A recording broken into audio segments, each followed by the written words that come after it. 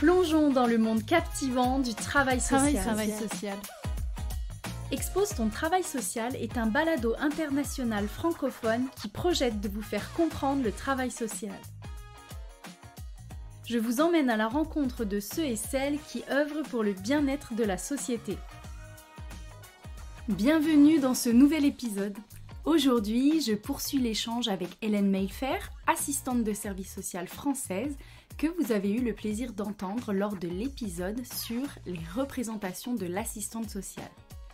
J'ai d'ailleurs découvert que peu importe le pays dans lequel vous exercez, certaines représentations vous ont fait écho, comme quoi on fait parler de nous dans le monde entier. Bon, désormais, il est temps d'en découvrir davantage sur notre merveilleuse profession et de passer au-delà des clichés. Et pour débuter, j'aimerais porter 2 éléments à votre attention. En France, la profession d'assistante de service social, ou pour aller plus vite, on peut dire la profession d'AS, est légiférée et bénéficie d'un référentiel de formation et d'un référentiel professionnel qui décrit la profession, ses fonctions et ses activités, ainsi que ses compétences. Si vous êtes curieuse, je vous invite à le consulter, j'ai mis les référentiels dans la barre d'infos. La deuxième chose, et peut-être que je vous l'apprends, mais assistante de service social est un titre protégé.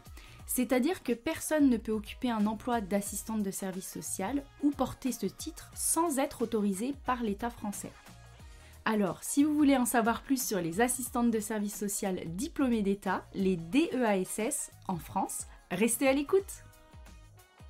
Bonjour et bienvenue Hélène. Bonjour Stéphanie, en tout cas je suis ravie d'être là et ravie en tout cas de venir partager ce moment avec toi. Merci beaucoup pour ta présence. Alors, est-ce que tu pourrais nous expliquer qui est cette fameuse assistante de service social? Où est-ce qu'elle peut travailler et qui peut venir la rencontrer? Eh bien c'est une vraie question, c'est ce que doivent se demander beaucoup de personnes justement. Déjà c'est important de dire voilà, que l'assistante sociale c'est quelqu'un qui sort de formation. Quand elle sort de formation, qu'elle est diplômée, elle a souvent fait plusieurs stages professionnels au cours de sa formation, elle a acquis plusieurs connaissances dans plein de domaines différents relatifs aux politiques sociales, hein. Donc elle a vraiment un spectre très large de connaissances. On pourrait même dire que c'est une généraliste en fait au départ. Et puis ensuite, son parcours va l'amener à se spécialiser dans différents champs. Et c'est là que la palette est quand même très très large, puisqu'en fait, elle peut travailler en milieu hospitalier. Par exemple, ça peut être en psychiatrie, en gériatrie. Elle peut être amenée à travailler dans pas mal d'environnements médicaux, en milieu scolaire, dans le secteur médico-social, dans le champ du handicap, dans le champ de la vieillesse. Elle peut être aussi en service social de proximité, ce que souvent on connaît le plus souvent. Elle peut aussi travailler dans les services du personnel, parfois on n'y pense pas, mais par exemple à l'armée. C'est aussi voilà, des professions, dans la fonction publique aussi, l'aide sociale à l'enfance, à la sécurité sociale aussi, ça c'est pareil, on l'oublie, mais il y en a. En entreprise, enfin bref, à plein d'endroits différents. Et ça, c'est vraiment la force, sa force quand elle sort justement aussi de son diplôme. Avec son diplôme, c'est qu'elle peut aller se spécialiser à un moment donné, peut-être à plein d'endroits différents pendant sa carrière, mais elle va pouvoir développer, voilà, se spécialiser dans un champ de compétences particulier. En tout cas, ce qui veut dire que comme elle intervient dans plein d'endroits différents, elle intervient donc auprès de publics très diversifiés, hein. Souvent, justement, ce que j'évoquais tout à l'heure sur les représentations, on imagine des personnes qui cumulent beaucoup de vulnérabilité, voilà, dans des situations presque chroniques, hein, c'est un peu l'idée qu'on s'en fait. Et en fait, pas du tout. Elle peut être amenée à rencontrer une multitude de personnes issues de catégories socio-professionnelles très différentes, de cultures, de métiers, de contextes familiaux très hétérogènes en fait. Je vais vous donner l'exemple parce que moi j'ai travaillé pas mal d'années du coup à l'assurance maladie. On pourrait se demander mais qu'est-ce qu'elle fait là, l'assistante Oui. sociale à l'assurance maladie? Et bien en fait elle accompagne des salariés qui sont en situation d'arrêt de travail heu, qui ont pu rencontrer, malheureusement, ce qui peut arriver à n'importe qui d'entre nous, un cancer, une pathologie lourde, un AVC, un accident de travail aussi ponctuel avec des conséquences qui vont entraîner un arrêt de travail très long. Et ben, en tout cas, elle va accompagner ce public-là, déjà, bon, dans l'accès aux droits, ça c'est la 1re chose, mais aussi dans, la mobilisation des ressources pour l'aider à préparer son projet de reprise après l'arrêt de travail. Comme quoi là, c'est une corde à son arc qui est peu connue, mais en tout cas, qui existe. En tout cas, l'idée, c'est qu'elle puisse favoriser le retour à l'emploi, malgré, voilà, une situation à un moment donné, de rupture qui peut arriver à tout à chacun dans un parcours, de vie. Merci pour cette première mise au point sur la profession. Maintenant, est-ce que tu pourrais nous en dire plus sur ses fonctions et ses activités? Concrètement, on peut dire que l'assistante sociale dans son activité, bah, généralement, elle est dans une posture d'accueil déjà, hein, d'écoute, des personnes ou dans l'idée aussi d'établir une relation de confiance. Et puis, bah, ses connaissances, son expérience vont faire qu'elle va avoir une évaluation, de la situation assez fine. Elle va pouvoir aussi, donner des informations, conseiller, orienter la personne en fonction de sa propre situation. Et l'idée vraiment aussi, c'est de pouvoir, soutenir la personne, dans ses démarches, de la mobiliser autour aussi de son propre parcours. Et l'idée aussi de, mettre, en synergie, bah, tous les acteurs qui peuvent graviter autour de la personne. Parce que parfois, on le sait, hein, notamment sur l'exemple de quelqu'un qui est en arrêt de travail, Heu et ben, il est perdu entre le médecin, traitant, le médecin du travail, le médecin conseil, le médecin spécialiste, il y a la maison départementale, on appelle ça les maisons départementales, pour les personnes en situation de handicap. Les démarches, voilà, je dois faire quoi? Je suis perdue, la sécu, enfin bon bref. Et c'est vrai que, bah, l'assistante sociale aussi à un moment donné, le fait qu'elle ait quand même une connaissance globale des politiques sociales, qui entourent, voilà, tout à chacun dans la société, va permettre à la personne d'y voir plus clair et puis d'aller saisir, les choses opportunes en fonction de sa propre situation. Donc il y a vraiment un rôle quand même, je trouve, pédagogique, informationnel aussi, qui est important, chez l'assistante sociale. Voilà et qui Mmh. pas forcément mise en valeur, mais en tout cas, qui prend une part importante dans nos entretiens, avec les personnes. Et puis à savoir aussi quand même qu'on respecte un code, de déontologie, hein, de profession donc voilà avec, alors je le connais pas par cœur, voilà, mais en tout cas il y a quand même cette idée, d'avoir une posture professionnelle éthique, hein, auprès du public, qu'on accompagne, tendre vers une certaine neutralité, d'être dans le non-jugement, voilà, il y a quand même, en tout cas l'idée d'une posture professionnelle, heu, particulière.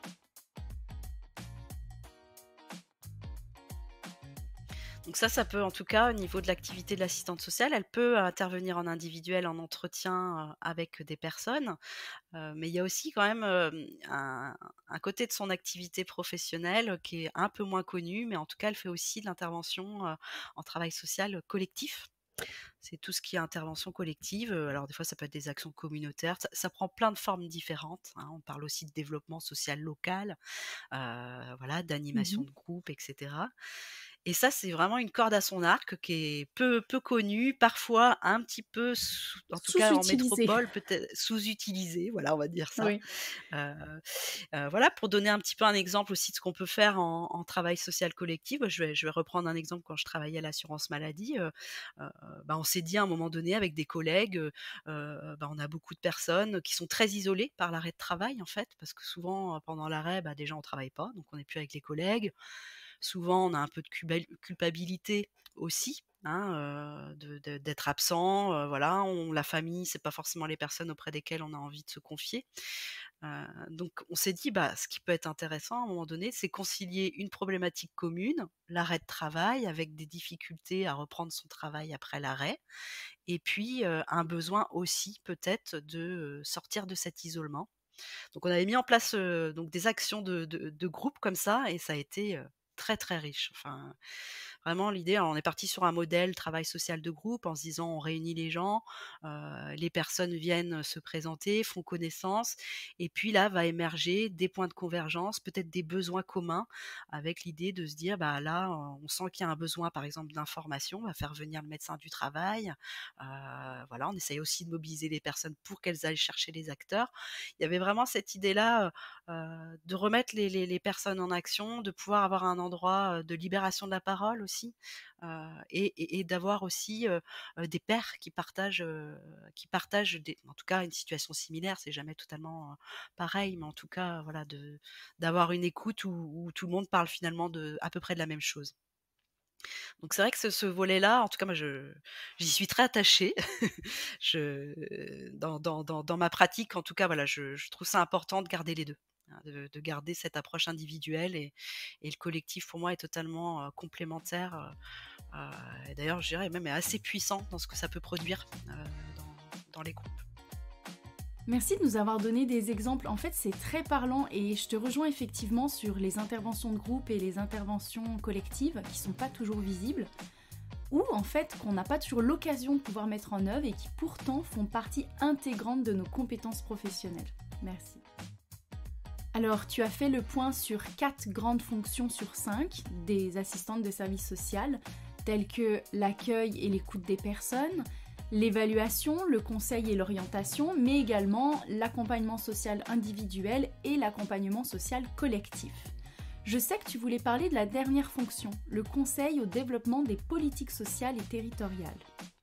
C'est vrai que ça c'est pareil, c'est assez peu connu, valorisé, alors je pense que c'est aussi peu développé, probablement aussi, en tout cas nous en métropole, par rapport au manque de temps, de moyens, hein, on est souvent pris, par le quotidien. Mais quand même, l'assistante sociale, elle a d'ailleurs, ça fait partie de son champ de compétences et de son obligation, hein. Elle entretient une veille professionnelle quand même, législative, documentaire, tout au long de son parcours. C'est un devoir en fait, hein, d'actualiser ses connaissances, heu et ça permet quand même d'avoir une certaine expertise, de ce qui se passe, qu'elle peut aussi, du coup mettre en adéquation avec ce qu'elle peut rencontrer sur le terrain.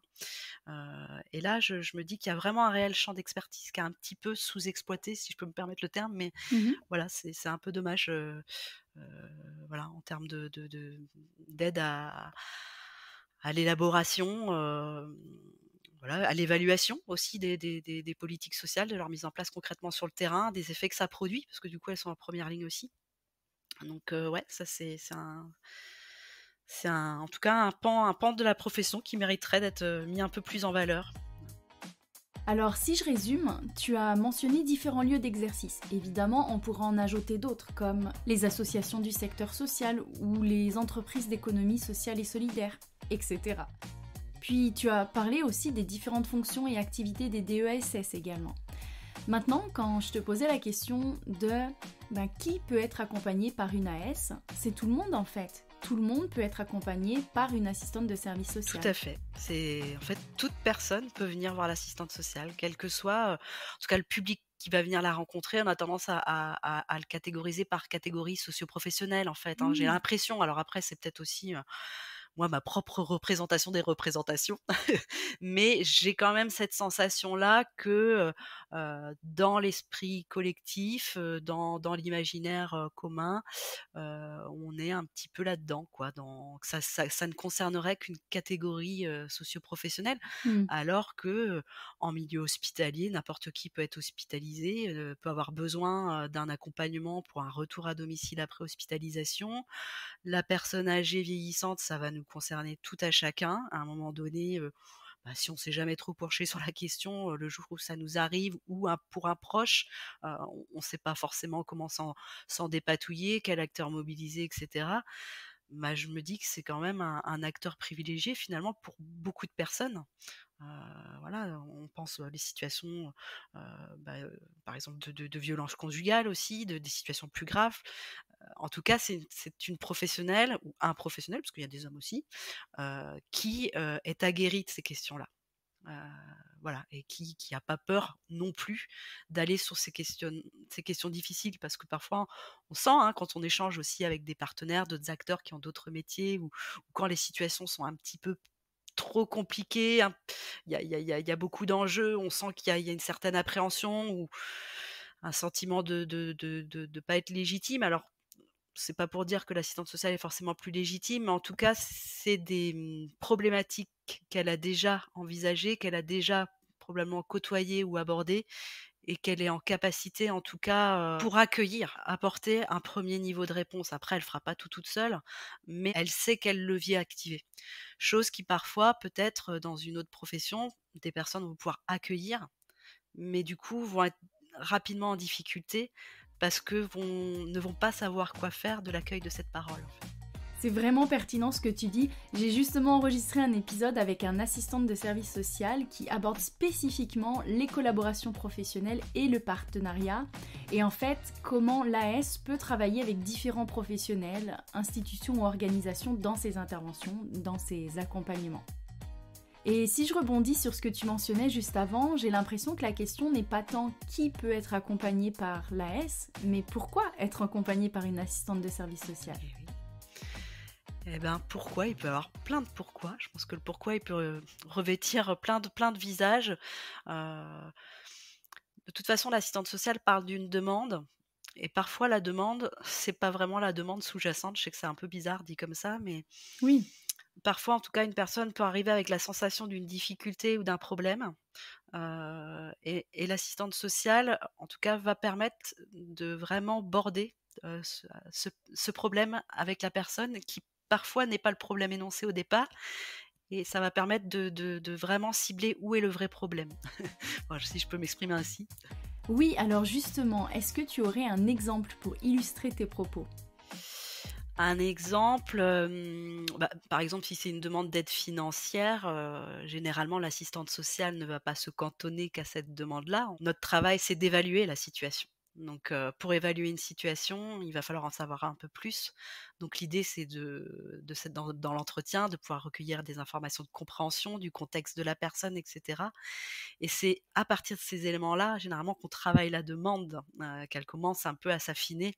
Heu et effectivement, des fois, on peut en conclure que la demande d'aide financière, oui, immédiatement, c'est peut-être un premier niveau de réponse, mais par rapport à la problématique de la personne, par exemple, voilà, elle a accumulé des dettes de loyer, ça va quand même être intéressant de se dire, si elle en est là aujourd'hui, peut-être d'aller creuser pourquoi elle en est là aujourd'hui, de se poser la question aussi, oui, si aujourd'hui on aide ponctuellement, cette personne, sur le plan financier, est-ce que demain elle va pas revenir avec la même problématique? Donc l'idée, c'est vraiment de se dire: «OK, c'est une première porte d'entrée, la première demande, c'est celle-ci». Par contre, ce qui peut être intéressant, c'est de faire en sorte déjà que cette demande se reformule plus de la même façon et ne revienne pas de façon chronique. Donc, finalement, ça la demande, quand on va creuser, ça va peut-être être, voilà, une problématique de gestion budgétaire. Donc on va regarder le budget, comment ça se passe. Ça peut être une problématique, on va découvrir qu'en fait, il y a des factures d'énergie qui sont, astronomiques parce qu'il y a un problème d'isolement énergétique, que la personne, elle est en précarité, hein, au niveau du logement. Donc là, on va se poser la question du relogement. Hem, Ça peut être aussi, ouais, des charges aberrantes de la copropriété parce qu'il y a eu des erreurs. Enfin, finalement, l'origine est très large, hein, peut être très, très large l'origine du problème. Oui, puis j'étais en train de penser, en sortant de la portion financière, on peut aussi découvrir une perte d'emploi, une situation de violence conjugale, une problématique liée à la parentalité. Ça peut être aussi un enjeu culturel qui fait qu'on en arrive là. En fait, ça peut être vraiment beaucoup de choses que l'assistante de service social doit aller Beaucoup de choses, évaluer ouais. pour bien comprendre la situation. Et c'est ça, je trouve, qui constitue la richesse, en fait, de l'évaluation. Oh oui, je suis d'accord avec toi. C'est vraiment le fait de pouvoir balayer, on parle beaucoup de démarche holistique, hein, en ce moment, alors moi, c'est vrai que dans l'approche en santé, j'aime assez, hein, dire, voilà, partir sur l'idée d'une approche en santé globale et c'est vrai que l'évaluation du travail social, en ça, je trouve que c'est ça qui est intéressant. C'est-à-dire qu'on s'adresse à tous les pans de la personne. On est vraiment, en tout cas, dans l'idée de prendre en considération, dans la compréhension de la situation, l'ensemble des éléments qui interfèrent dans la situation et ça, je me dis, c'est aussi un une expertise et une compétence et une dextérité professionnelle, j'aurais presque, envie de dire, presque un geste professionnel. Là, c'est un peu la psychologie du travail qui parle, Oui, c'est mais une activité professionnelle, oui. effectivement. Et voilà, c'est presque comme, je dirais un médecin, lui, va faire un diagnostic avec, voilà, une grille de sa grille de lecture, heu, médicale avec ce qu'il a appris, ce qu'il connaît, son expertise aussi, son expérience. Heu, Bah, nous, on a aussi notre grille de lecture, en fait, hein, qui est particulière, en fait, qui est propre et qui va, balayer très, très large, même si justement, c'est pas forcément l'assistante sociale qui va prendre en compte et qui va résoudre l'ensemble des problématiques qui peuvent, venir de la sphère familiale, du logement, de la mobilité, et cetera, de façon très, très large. Elle va pas forcément prendre en compte tous ces aimants-là dans la mise en action. C'est pas elle qui va faire, mais en tout cas, elle va aider la personne à se pencher sur ces différents points et à en prendre conscience aussi. Parce que justement, dans l'histoire de la première demande, la personne forcément, à l'instant T, quand elle vient nous voir, son besoin premier, c'est de sortir de la panade, dans l'urgence. Et l'idée justement, c'est aussi de l'accompagner dans heu, on va dire cette analyse en fait, hein, cette prise de distance, cette prise de recul par rapport à sa propre problématique pour, la regarder un peu différemment. Et essayer de lui pointer peut-être, heu, bah, d'autres façons de la regarder, peut-être d'autres leviers d'action qui pourraient, avoir un impact aussi sur la situation qu'elle vit à l'heure actuelle. Alors pour apporter une petite info peut-être théorique, il me semble que les éléments ou les sphères que tu mentionnes concernent les déterminants sociaux de la santé. Si je reprends un peu l'Institut national de la santé publique du Québec, l'INSPQ, ils expliquent que ce sont les facteurs qui influencent l'état de santé de la population sans nécessairement être des causes directes de problèmes particuliers ou de maladies. En fait, les déterminants sociaux sont associés aux comportements individuels et collectifs, aux conditions de vie et aux environnements.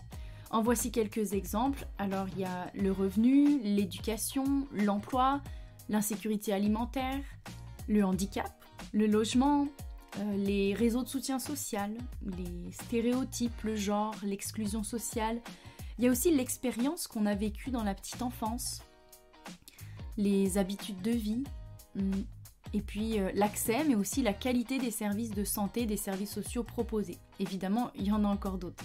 En fait, l'idée, c'est que il existe des différences de répartition de ces déterminants sociaux qui engendrent ainsi des inégalités sociales.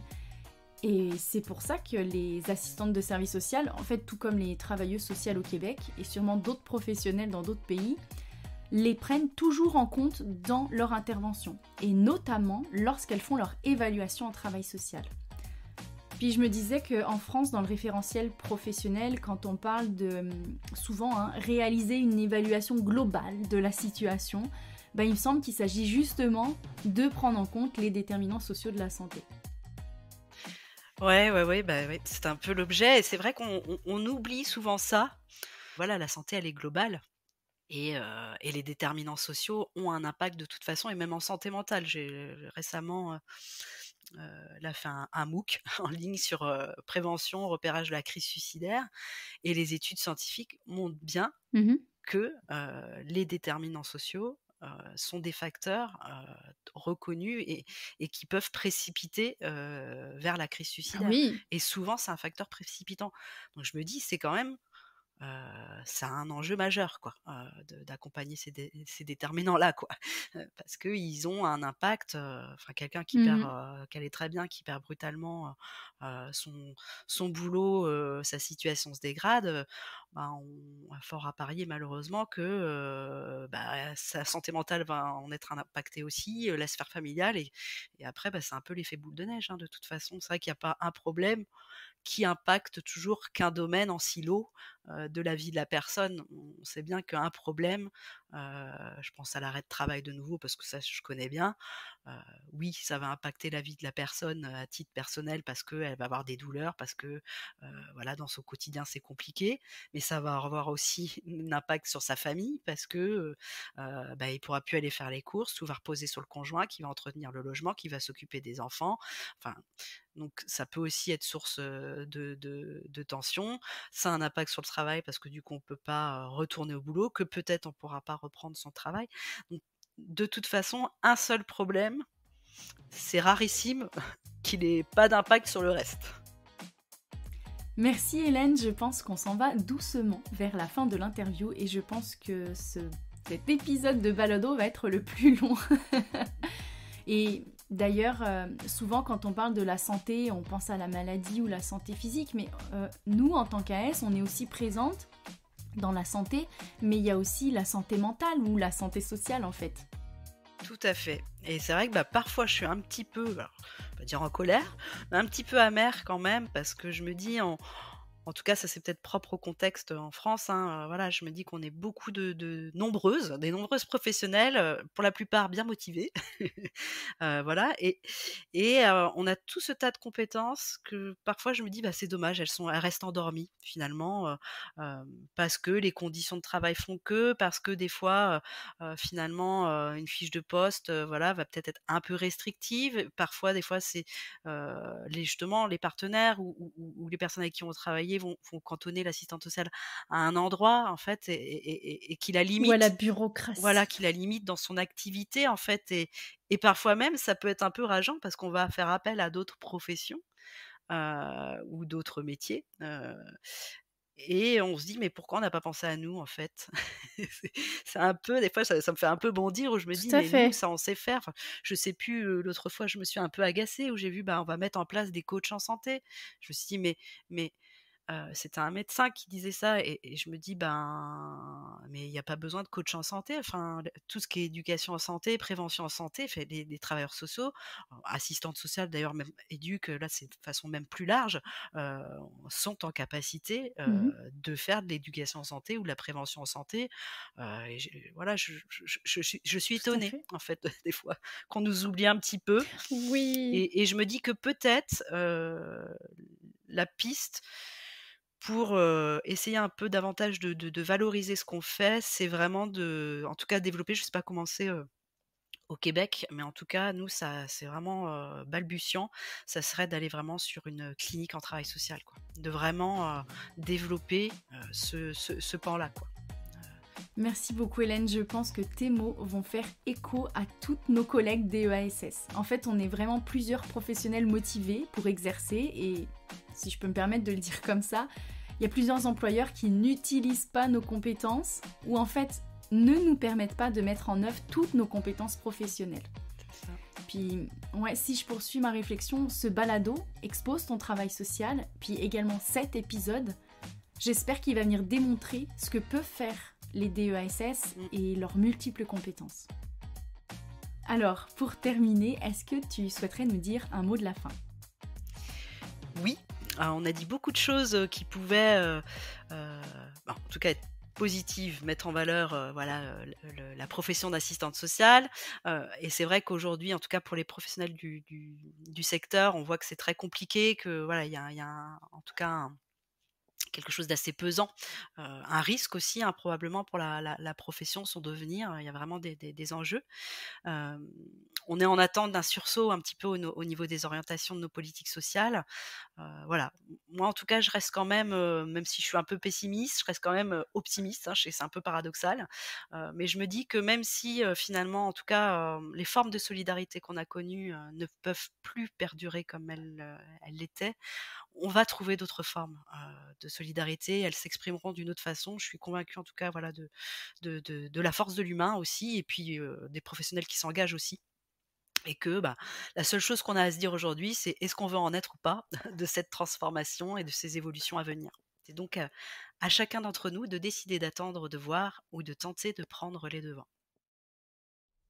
Merci bien. De mon côté, pour terminer, j'en profiterai pour donner quelques précisions aux auditrices et auditeurs si vous souhaitez exercer la profession d'assistante de service social en France. En fait, il y a deux grandes possibilités pour exercer la profession. Soit c'est d'obtenir le diplôme d'État d'assistante de service social, qui est nommé couramment le DEASS, en réalisant la formation de 3 ans, ou bien en effectuant une VAE, c'est-à-dire une validation des acquis de l'expérience. Également, il y a une autre possibilité, c'est lorsqu'une professionnelle détient déjà un diplôme d'État dans une autre discipline, telle que l'éducation spécialisée ou le conseil en économie sociale et familiale, pour n'en nommer que 2. et en fait ces personnes peuvent bénéficier de dispenses, d'allègements, voire de passerelles. Je mets évidemment toutes ces informations dans la barre d'infos. Et comme ici nous sommes un balado francophone international, je souhaite également porter à la connaissance de tous que l'autre possibilité pour occuper un emploi d'assistante de service social, et ça s'adresse aux personnes qui ne sont pas diplômées de France, mais qui sont assistantes sociales dans leur pays d'origine et qui pourraient exercer la profession si elles bénéficient d'une entente ou d'un accord avec la France. Et là, je pense aux pays membres de l'Union européenne et au Québec principalement. Je vous mets également tous les hyperliens dans la barre d'infos. Et pour terminer, pour une énième fois dans cet épisode, merci Hélène pour avoir permis de réaliser 2 épisodes pour le balado Expose ton travail social. J'espère que celui-ci aura permis aux auditrices d'explorer la profession d'assistante de service social et pourquoi pas, un petit objectif plus vraiment secret, permis de se diriger vers ce diplôme. Dans tous les cas, cette saison parlera encore des assistantes sociales, croyez-moi. Et n'oubliez pas, on se retrouve aussi la semaine prochaine pour un nouvel épisode. Vous venez d'écouter un épisode du balado Expose ton travail social. Un podcast pour comprendre le travail social, vos voix rendent visible le travail social.